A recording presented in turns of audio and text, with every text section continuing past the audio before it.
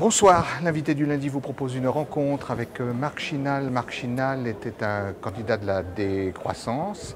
Nous sommes dans les grands salons sud de l'hôtel du département, la préfecture, et c'est le premier soir du premier tour des élections législatives. Marc Chinal, bonsoir. Bonsoir. Alors, est-ce que c'est difficile d'être un petit, ce qu'on appelle un petit candidat, Marc Chinal?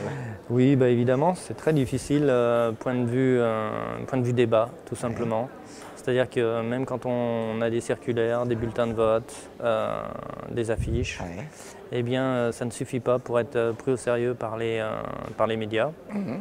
Donc forcément, le résultat s'en ressent, vous n'existez pas, donc voilà, j'ai fait 0,1 je crois, donc mais bon, c'était la bonne claque prévisible, hein, vu que de toute manière avec je ne sais plus combien, 40% d'abstention, et puis aussi, il y a tout un tas de paramètres qui rentrent en jeu, et puis peut-être aussi j'ai mal communiqué, je ne sais pas, mais voilà, pas évident.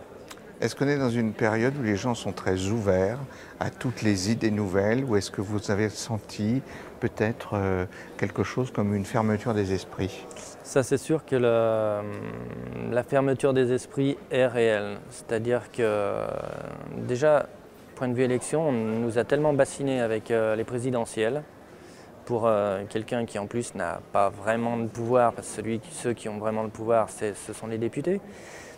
Mais on les a tellement bassinés avec cette lutte qu'il y avait overdose de politique.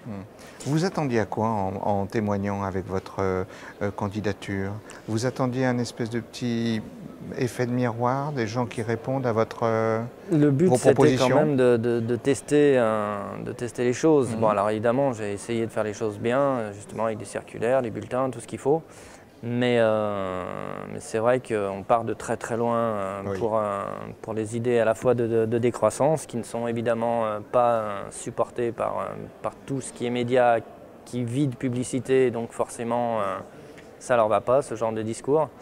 Et puis en plus, moi qui suis après-monétiste, donc forcément là, c'est la censure totale, quoi. De toute façon, on l'a vu, hein, les grands médias ont envoyé les invitations avant le dépôt des candidatures. Donc pour eux, le jeu est déjà fait, quoi, dès le départ. Donc le renouvellement politique ne peut pas exister. Qu'est-ce que vous retiendrez de cette campagne? Je ne sais pas encore, il faut que je digère. Mais ça va être... de toute façon, ça a permis de prendre de nombreux contacts et on verra pour la suite. Marc Chinal, merci d'avoir répondu à l'occasion, en tout cas vous étiez sur notre plateau, exactement, à la préfecture. L'invité du lundi se termine, la semaine prochaine nous aurons un autre invité. À bientôt.